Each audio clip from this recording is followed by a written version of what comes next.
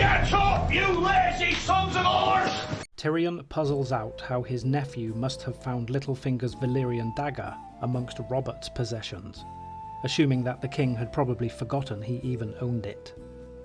Joffrey must then have paid some unsavoury freerider to open Bran's throat, though Tyrion can still not figure out why, attributing it to Joffrey's innate cruelty for the moment. Tyrion is slightly drunk while Joffrey and Margaery are wed in the Great Sept of Baelor, and continues to drink until night falls and it is time for the great wedding feast. As they enter the ballroom, Olenna, the Queen of Thorns, comes over to tell Sansa how beautiful she looks, and the old lady straightens out the hairnet that Dontos gave her. Many at the wedding offer their condolences to Sansa on the loss of her mother and brother.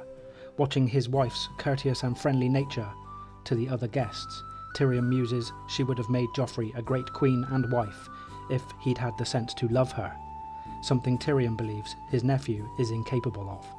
During the feast, Joffrey calls for the royal jousters, and the party is entertained as two dwarves battle each other.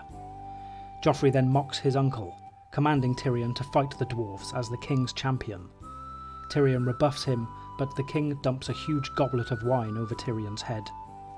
Joffrey commands Tyrion to serve him wine, and the hall erupts in laughter.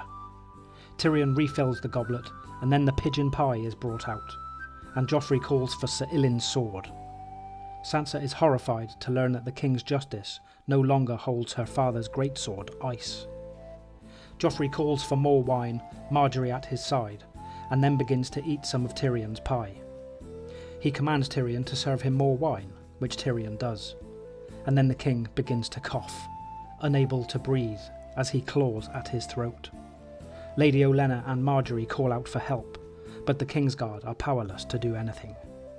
As Grand Maester Pycelle calls for his potions, Tyrion dumps the rest of the wine out on the floor, and Joffrey, now turning black, seems to either reach for or point at his uncle.